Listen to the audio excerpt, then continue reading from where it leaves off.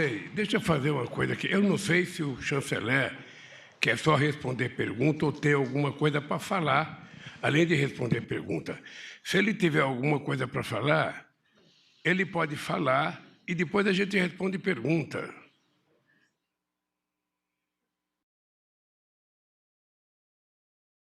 A palavra, o chanceler federal da Alemanha, Olaf Scholz. Eu não vou falar. So, sehr geehrter Herr Präsident, lieber Caro Presidente, caro Lula, no fim desta minha viagem à América Latina de 4 dias, estou feliz por termos encontrado hoje tempo para uma conversa aprofundada aqui em Brasília. Antes de mais nada, gostaria de parabenizá-lo mais uma vez por sua vitória nas eleições e seu novo mandato. Antecipo com alegria uma boa e amistosa cooperação entre a Alemanha e o Brasil, mas também entre nós, os dois pessoalmente. Estar aqui hoje me deixa muito emocionado porque as imagens da invasão do Congresso, do Palácio Presidencial e do Supremo Tribunal Federal 3 semanas atrás ainda estão muito presentes na nossa memória e nos deixam profundamente consternados. Ainda vemos aqui alguns resquícios dessa destruição e são, de facto, um sinal para que nós temos de defender, de facto, a democracia. Gostaria de expressar, reafirmar ao Presidente Lula e a todos os brasileiros e brasileiras que podem contar com a total solidariedade da República Federal da Alemanha. Os democratas devem cerrar fileiras diante de um ataque de tal maneira ultrajante contra nossas instituições. A democracia brasileira é forte e foi capaz de resistir a esse ataque, o que é impressionante e serve de modelo. Vim hoje aqui ao Brasil para abrir um novo capítulo em nossas relações.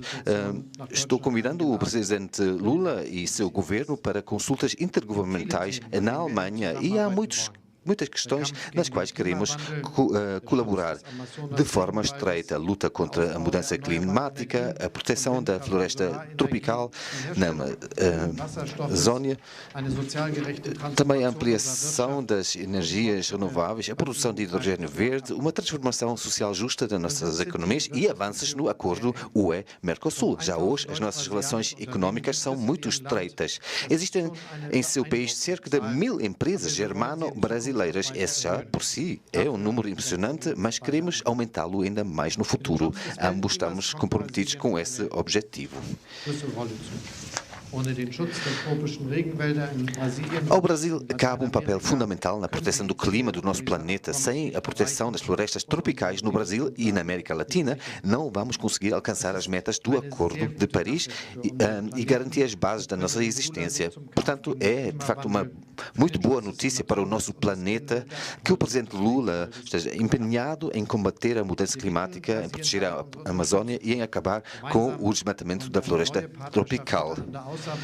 Nós oferecemos ao Brasil o nosso apoio. Juntos queremos elaborar uma nova parceria para promover no Brasil uma transformação ecológica socialmente justa. O Clube do Clima desempenha um papel neste contexto. Para atingir as metas do Acordo de Paris, temos de reduzir drasticamente as emissões de CO2 que prejudicam como o clima. Isto terá enormes consequências para a nossa indústria. Temos de enfrentar essas consequências sem criar novos obstáculos para o comércio mundial. É precisamente este o objetivo do Clube do Clima. Vamos discutir também com muitos parceiros de todo o mundo. Vamos discutir também como podemos criar e expandir mercados verdes pioneiros e como podemos estabelecer padrões para produtos industriais verdes. Por exemplo, para o hidrogênio verde. Um tema central de nossa cooperação será o futuro do nosso suprimento energético. O Brasil é um ator importante para fazer avançar a transformação verde da economia mundial. Vocês têm muita experiência com energias renováveis e enormes potenciais também através da produção e da exportação de hidrogênio verde e seus respectivos produtos. O Brasil dispõe de muitos recursos naturais que são importantes para a transição energética. As empresas alemãs tem um grande interesse em colaborar com vocês para tirar proveito desses recursos. O presidente Lula e eu concordamos que o acordo UE-Mercosul é do interesse de ambas as regiões e ambos queremos que haja um rápido avanço nesta questão. O acordo deve preparar o caminho para a transformação de nossas economias e fortalecer a cooperação tecnológica e também industrial. Deve também fortalecer a proteção ambiental e climática e elevar os padrões em matéria de direitos trabalhistas e sociais. Senhoras e senhores, a invasão russa da Ucrânia também foi tema da nossa conversa. É importante para mim enfatizar que essa guerra não é uma questão europeia, mas uma questão que nos diz respeito a todos, porque é uma violação flagrante do direito internacional e da ordem internacional que acordamos em conjunto. Ela é a base da nossa cooperação no mundo. Ninguém pode mexer em fronteiras de forma violenta. Isto, de facto, são tradições que pertencem ao passado e, portanto, a integração e soberania dos Estados deve ser inviolável. Isso é algo que nos juntou, uniu durante muito tempo e isso deve ser novamente, de facto, o nosso objetivo. Nós, enquanto democracias, também temos que nos unir nessa questão para evitar um regresso à lei do mais forte. E é por isso, é para mim uma enorme alegria que o Brasil também tenha tomado uma posição clara nas Nações Unidas. Só mais uma coisa. Eu estou muito feliz. Nós estamos muito felizes por o Brasil estar de volta à cena mundial, empenhando-se pela maior integração regional da América Latina. Vocês fizeram falta, caro Lula. Você vê que os dois temos grandes planos e aguardo com expectativa a nossa cooperação futura. Obrigado.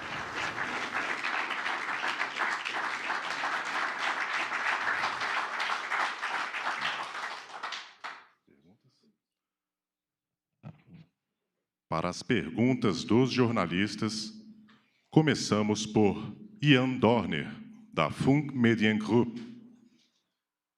Ja, guten Tag. Vielen Dank für die Möglichkeit zu einer Frage. Boa noite, obrigado pela oportunidade de poder colocar esta pergunta ao presidente brasileiro. O chanceler Scholz, em todas as paradas da sua viagem aqui a este continente, sublinhou que gostaria realmente uma conclusão rápida do acordo UE-Mercosul. Também é a sua opinião ou quer que algumas partes do acordo sejam reabertas e renegociadas? E uma questão ao chanceler. Mostrou-se preocupado face ao ataque contra a democracia brasileira. O que é que pode fazer de concreto para o seu parceiro aqui, o presidente brasileiro, para apoiá-lo, o presidente brasileiro? São essas as perguntas. Bem, com parte a pergunta pertinente ao Brasil, eu queria dizer ao jornalista que, quando eu era presidente em 2007, 2008, 2009, 2010, nós quase chegamos a concluir esse acordo. Quase. A divergência, ela, de um lado, era do Brasil e da Argentina, que nós queríamos um acordo que não limitasse o nosso direito de poder nos reindustrializar. E a segunda coisa que nós queríamos era que os franceses fossem mais flexíveis, sabe, nas propostas francesas, sobretudo na questão agrícola. Ou seja, os franceses são muito duros na negociação, não é o Brasil que é duro. Mas agora eu voltei à presidência e tive essa semana com o presidente da Argentina e conversamos um pouco sobre o acordo e nós vamos trabalhar de forma muito, mas muito dura para que a gente possa concretizar esse acordo. Alguma coisa tem que ser mudada. Ele não pode ser feito tal como ele está lá. Nós vamos tentar mostrar ao lado europeu o quanto nós somos flexíveis e queremos que os europeus mostrem para nós o quanto eles serão flexíveis. Uma coisa que para nós é muito cara são compras governamentais. Isso para nós é muito caro. Eu queria deixar claro que um país em via de desenvolvimento como o Brasil, as compras governamentais é uma das formas de você fazer crescer pequenas indústrias brasileiras e médias indústrias brasileiras. Se a gente abrir mão disso, a gente está jogando fora a oportunidade das nossas pequenas e médias empresas crescerem. Obviamente que nós vamos sentar na mesa da forma mais aberta possível. Eu sempre admiti que, na hora da negociação, você tem que decidir se você senta na mesa para dizer sim ou você senta na mesa para dizer não.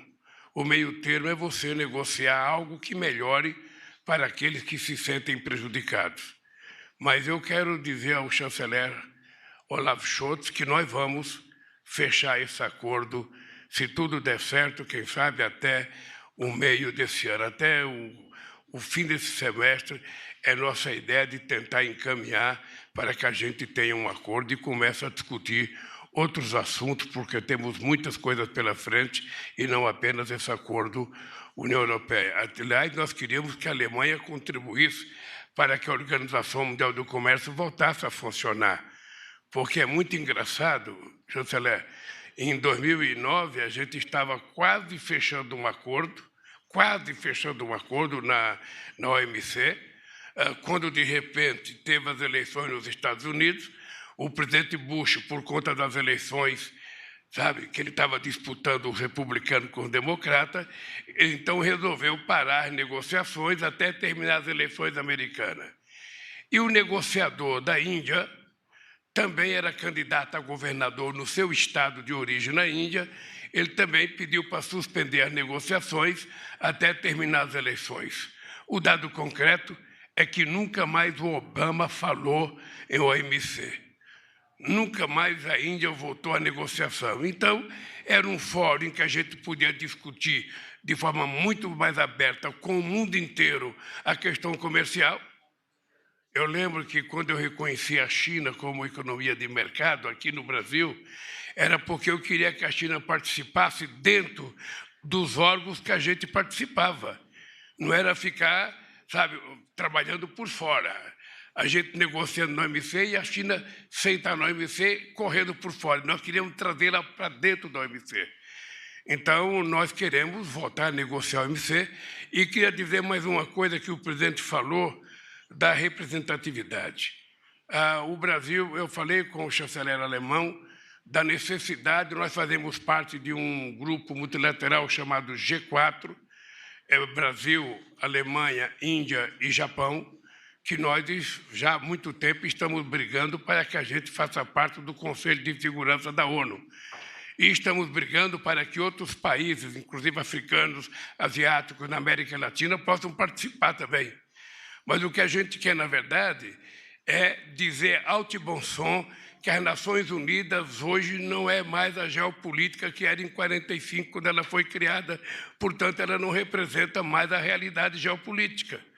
E nós queremos que o Conselho de Segurança da ONU tenha força, tenha mais representatividade, que possa falar mais uma linguagem, sabe, que o mundo está necessitando. Quando a ONU estiver forte, a gente vai evitar certamente possíveis guerras que acontecem, porque hoje as guerras acontecem por falta de negociação, por falta de alguém, sabe, de um conjunto de países que interfira nisso. Nós vamos continuar brigando. Espero que, ao terminar o meu mandato, a terminar o mandato do primeiro-ministro Scholz, que ele possa, sabe, estar gozando do privilégio de participar do Conselho de Segurança da ONU junto com o Brasil, tomando atitudes mais acertadas do que hoje são tomadas.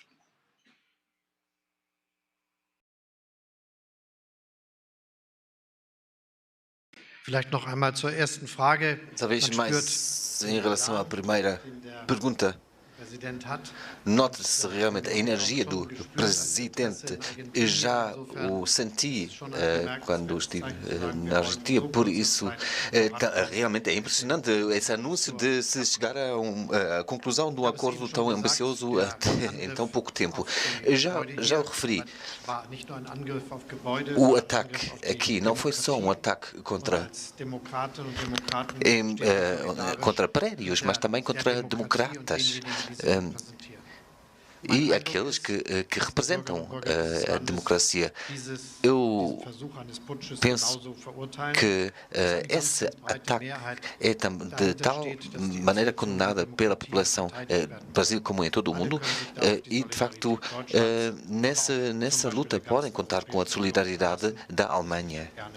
Eu gostaria de reafirmá-lo mais uma vez. Ouviremos agora. A única coisa que não pode acontecer é a Alemanha vir jogar bola no Brasil e ganhar da seleção brasileira de 7-1. Quando vier jogar o Brasil, no máximo empatar 0-0, que está de bom tamanho. Ouviremos agora a pergunta da jornalista Lisandra Paraguazu, da Reuters. Boa noite, presidente. Aqui do lado esquerdo. Presidente, os empresários brasileiros pediram um apoio da Alemanha para a entrada do Brasil na OCDE. Mas a posição do senhor Dr. Gordon parece não ser tão entusiasta dessa participação. Eu queria saber qual é a posição do Brasil hoje, se vai manter essa ideia de entrar na OCDE. E para o chanceler Scholz, a Alemanha hoje anunciou a doação de 200 milhões de euros para o Brasil, não só para o Fundo Amazônia, para as outras ações ambientais. E a gente queria saber o que a Alemanha espera desse investimento no Brasil, se isso vai ter algum tipo de acompanhamento e onde vocês esperam ver retorno. Olha, primeiro, o Brasil é um país que tem vocação de participar de organizações multilaterais. Foi no nosso governo que a gente fortaleceu o Mercosul em detrimento da ALCA, foi no nosso governo que nós criamos a Unasul, foi no nosso governo que nós criamos a CELAC, foi no nosso governo que nós criamos o IBAS, que era um fórum que participava Brasil, África do Sul e Índia. Foi no nosso governo que nós criamos os BRICS, foi no nosso governo que nós criamos uma integração, uma reunião entre América do Sul e continente africano, e foi também no nosso governo que nós fizemos a primeira reunião entre os países árabes com os países da América do Sul. Obviamente que o Brasil tem interesse de participar da OCDE. O que nós queremos é saber qual é o papel do Brasil na OCDE. Qual é o papel do Brasil? Você não pode participar em qualquer organismo internacional sendo um cidadão menor, inferior, ou seja, como se você estivesse sendo observador. Nós temos que discutir. No meu primeiro mandato, eu não tinha interesse de participar. Várias vezes dissemos que não iam participar. Agora já fazem 12 anos que eu deixei o meu primeiro mandato. Nós estamos dispostos a discutir outra vez e saber quais são as condições de uma entrada de um país do tamanho do Brasil na OCDE. E de outro, até disse ao chanceler Olaf Scholz que eu estava propondo a criação. Falei com o presidente Macron e falei com o chanceler Olaf Scholz. Nós temos que criar um outro organismo, da mesma forma que nós criamos o G20, quando aconteceu a crise econômica de 2008, e o G20 foi criado para tentar resolver o problema da crise. Nós queremos propor um G20 para discutir a questão do conflito, Rússia e Ucrânia. Não interessa para ninguém aquela guerra, não interessa para nenhum outro país. Eu nem sei se ela interessa mais para a Rússia ou se interessa para a Ucrânia, porque essas coisas de vez em quando acontecem assim, as pessoas começam, depois até querem parar, mas não sabem como parar. Ou seja, o Brasil está disposto a dar uma contribuição, acho que a China joga um papel importante, acho que a Índia pode jogar um papel importante, acho que a Indonésia pode jogar um papel importante, a gente tentar criar, a gente cria o clube, ecológico, e a gente cria o clube, das pessoas que vão querer construir a paz no planeta. Eu sei do esforço do chanceler, sei do trabalho que a Alemanha fez para tentar evitar essa guerra, não conseguiram, sei do trabalho que outros presidentes fizeram. Agora a guerra chegou numa situação, que acho que mesmo os dois países que estão em guerra estão preocupados. Quando é que isso vai terminar? Porque chega uma hora que ninguém quer ceder 1 milímetro.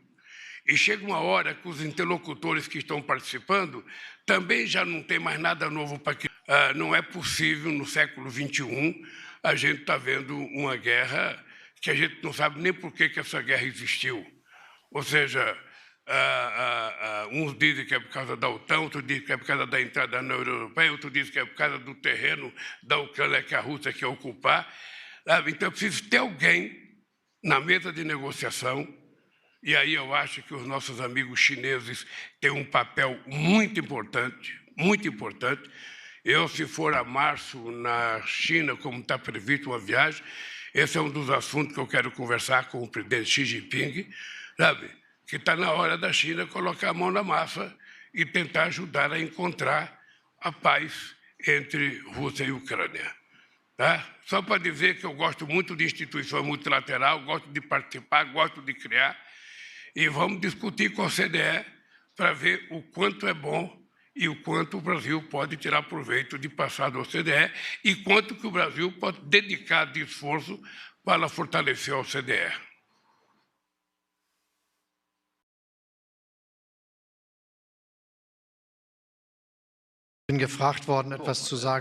Perguntaram-me ou pediram-me para dizer algo sobre os apoios.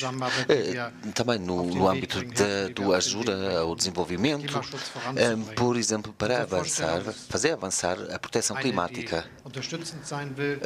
Nós queremos apoiar, não nos cabe a nós dizer ao Brasil como agir, não, queremos ser parceiros para realmente atingir esses objetivos do Brasil. E são objetivos que estão de acordo com os nossos objetivos, parar a mudança climática, por exemplo, contribuir para termos um futuro melhor com avanço tecnológico. Já, por exemplo, quando se trata das transformações económicas, da utilização de hidrogênio verde, etc. Existem muitos aspectos. Essa complementariedade da cooperação leva a que, em conjunto, possamos ser fortes, porque estamos a caminhar pela mesma rua. Isso também no que diz respeito ao fim a essa guerra horrível da Rússia contra a Ucrânia. A Rússia não pode continuar como até aqui, deve compreender que fracassou, falhou com os seus objetivos e que para o futuro do mundo é muito importante que haja um passo que mostre que poderá haver negociações de paz e não pode contar com ficar com essas terras, esses territórios que conquistou. Ouviremos agora a pergunta do jornalista Michael Fischer, da dpa. Muito obrigado, Sr. Chanceler. Com a posse de Lula, houve a expectativa na Alemanha que realmente o desmatamento das florestas tropicais fosse travado. Hoje foram disponibilizados 200 milhões de euros da Alemanha para apoiar isso. Penso que será apenas um primeiro passo. Quais são os outros passos que imagina para apoiar o Presidente Lula nesse seu esforço? E uma pergunta também em relação ao que o Presidente Lula disse, também consegue imaginar o papel, ou em relação ao Olaf Scholz, consegue imaginar também o papel de mediador da China? Sr. Lula disse numa entrevista que o Presidente Zelensky é tão responsável pela guerra da Ucrânia como o Presidente russo Putin.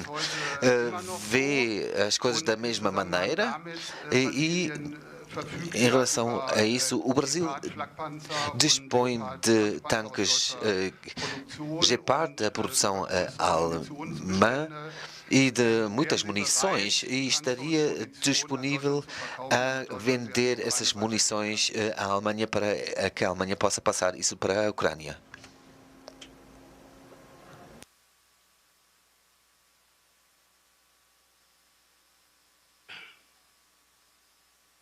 Olha, a primeira coisa que eu queria falar era sobre a questão das munições. O Brasil não tem interesse em passar as munições para que ela não seja utilizada na guerra entre Ucrânia e Rússia. O Brasil é um país de paz. O último contencioso nosso foi na Guerra do Paraguai e, portanto, o Brasil não quer ter qualquer participação, mesmo que indireta, porque eu acho que nesse instante do mundo nós deveríamos estar procurando quem é que pode ajudar a encontrar a paz entre Rússia e Ucrânia. Nós precisamos encontrar alguém, porque até agora a palavra paz é muito pouco utilizada. Até agora a palavra paz, eu lembro que quando o chanceler Scholz ele foi muitas vezes à Rússia para tentar conversar, sabe? Mas de qualquer jeito a Europa ela passa a ser vítima dessa guerra também, né? Porque ela sofre os percalços dessa guerra, a questão da energia. Ele disse na reunião que a Alemanha votou a utilizar carvão. Ou seja, então o Brasil tomou a decisão, sabe, de não passar as munições, porque nós não queremos que essa munição seja utilizada na guerra contra a Rússia. Isso. Qual foi a primeira pergunta que você fez? O jornalista fez uma primeira pergunta. Die Frage war nach Ihrer Aussage Em aus dem relação letzten Jahr, àquilo que disse no ano passado, uma entrevista que Zelensky era tão responsável. Entendi agora. Veja, naquela época eu disse uma coisa que eu consegui ouvir a vida inteira. Quando um não quer, dois não brigam. Até naquele momento, para quem não vive na região, sabe, não entendia muito bem por que aquela guerra estava existindo. Uns diziam que era por conta da OTAN se instalar na divisa com a Rússia. Eu lembro de um discurso do Papa Francisco dizendo que as pessoas não podiam esperar que o russo ficasse quieto de colocar um cão latindo na sua fronteira. Hoje eu tenho mais clareza da razão da guerra e eu acho que a Rússia cometeu o erro clássico de invadir, sabe, o território de outro país, portanto a cruz está errada, mas eu continuo achando que quando um não quer, dois não briga, é preciso que queiram paz. E até agora eu, sinceramente, tenho ouvido muito pouco sobre como encontrar paz para a guerra. Eu tenho ouvido muito pouco e por isso que eu tenho proposto a criação de um outro organismo qualquer para ver se consegue encontrar a paz entre a Rússia e a Ucrânia. Eu sei que não é fácil, porque se fosse fácil eles já tinham parado, né? Mas, ao mesmo tempo, eu sei que eles começam uma coisa e depois não sabem como termina. Eu estava lembrando ao chanceler Olaf Scholz que o Iraque, o Saddam Hussein permitiu a destruição do Iraque por conta de uma mentira. Ele enganou o povo durante anos dizendo que ele tinha capacidade de enfrentar os Estados Unidos, que ele tinha armas químicas. Sabe? A gente tinha o embaixador brasileiro, que era o diretor da agência. Depois do Saddam Hussein não tinha arma nenhuma. O Bush sabia que ele não tinha arma nenhuma, mas era preciso a guerra. E o Bush, então, invadiu o Iraque, destruiu o Iraque. Saddam Hussein foi enforcado e até hoje não se achou a tal das armas químicas, que foi a razão da guerra. Tá? Eu acho que a razão dessa guerra entre Rússia e Ucrânia precisa ficar mais claro, se é por causa da OTAN, se é por causa do território, se é por causa da entrada na União Europeia, coisa que o mundo tem poucas informações. A única coisa que eu sei é que se eu puder ajudar, eu vou ajudar. Como, eu não sei. Mas se for preciso conversar com o Putin, se for preciso conversar com o Zelensky, eu não tenho nenhum problema de conversar na tentativa de encontrar paz. O que é preciso é constituir um grupo com força suficiente que seja respeitado numa mesa de negociação e sentar com os dois.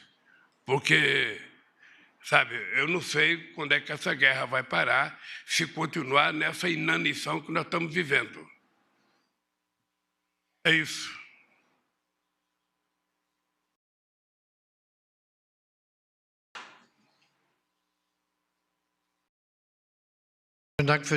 Sim, obrigado pelas perguntas. Em primeiro lugar, já foi referido aqui o apoio da Alemanha à proteção do meio ambiente. Aqui, neste país, é uma grande soma que é disponibilizada e vamos continuar nesse sentido, mas é um sinal, de facto, que vai ser um apoio de uma grande continuidade, porque temos um grande objetivo em comum, que é fazer avançar a proteção climática. Queremos proteger a floresta da Amazônia e isso só é possível em cooperação. Em primeiro lugar, claro, com o país e a quem que tem essa área como seu território e as pessoas que lá vivem. E por isso que é uma boa cooperação em que realmente vamos manter essa continuidade. Isso é muito importante. E depois também gostaria de referir mais uma coisa que o Presidente também já referiu, que temos uma posição clara que condenamos a guerra da agressão da Rússia contra a Ucrânia, porque é uma violação do direito internacional que não podemos, pela força, ficar como parte do território do nosso vizinho. A história do Brasil também está relacionada com isso. Aliás, a história de muitos países que guerras territoriais seriam possíveis se realmente as pessoas, os líderes, consultassem apenas os livros de história para ver onde antigamente havia fronteiras, porque assim nunca mais teríamos paz no mundo. Por isso, temos uma posição muito clara, inequívoca, conjunta. Para mim também é claro que não pode haver paz para cima das cabeças dos ucranianos, das ucranianas. E isso é um princípio que nos tem norteado desde o início. E é por isso que chamamos sempre a atenção para que houvesse negociações e essa possibilidade. Mas para isso, a pré-condição é claro que a Rússia dê um passo relacionado com a retirada de tropas. Não, o plano não poderá vingar de ficar como uma parte do território, como consequência dessa guerra. Penso que estamos unânimes na comunidade internacional. As resoluções na Assembleia Geral, também a posição do Brasil, acho que são inequívocos. Há, de facto, muitas pessoas que dizem, e cada vez mais pessoas que dizem que agora é preciso exercer pressão. E, tal como referi há pouco, é algo que também se reflete nas resoluções da Assembleia Geral da ONU. Nesta altura, não sabemos como é que vamos conseguir fazer isso, porque o presidente russo continua fiel aos seus objetivos. Por isso, é preciso exercer pressão para realmente abrir mão desses objetivos. Por fim, ouviremos a pergunta do jornalista Pedro Vilela, da EBC. Boa noite, presidente, chanceler. A gente sabe da centralidade geopolítica da questão ambiental e climática, né? E hoje teve uma reunião importante do governo para discutir as ações de enfrentamento e retirada dos garimpeiros invasores lá na terra Yanomami, inclusive com o anúncio de algumas medidas e a expectativa em torno desta operação de desintrusão. Queria saber, presidente, como fazer para tirar cerca de 20 mil garimpeiros. Como que o governo brasileiro pretende efetivamente resolver essa questão? Se o senhor tem uma previsão da execução dessas ações mais efetivas. Ao chanceler alemão, queria perguntar como é que o senhor avalia o impacto e a repercussão na comunidade internacional dessa crise, né, dos indígenas brasileiros, inclusive para o desafio de proteção da floresta amazônica. Olha, primeiro,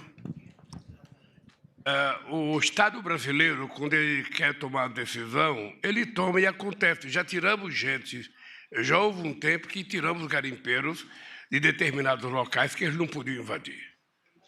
Hoje, eu assinei um decreto dando poderes, sabe, às Forças Armadas, ao Ministro da Defesa, ao Ministério da Saúde.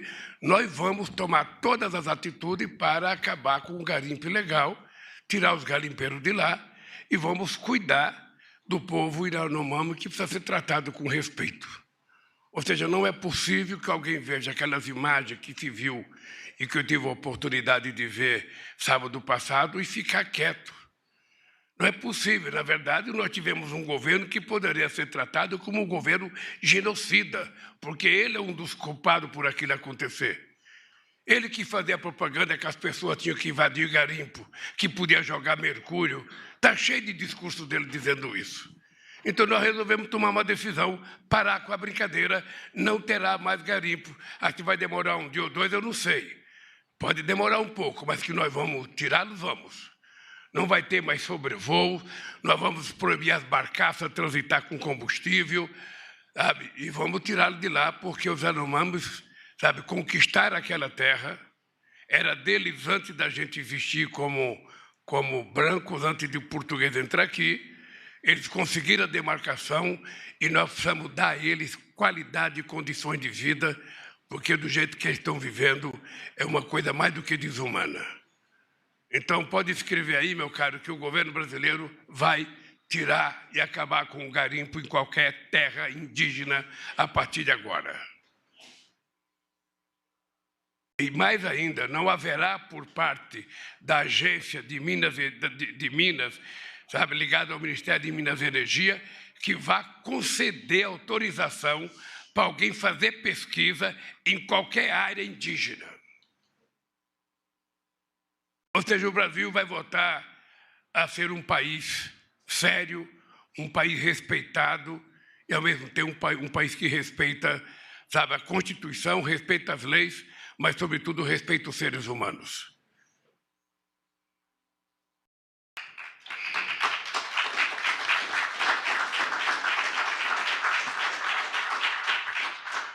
Está encerrado este atendimento à imprensa.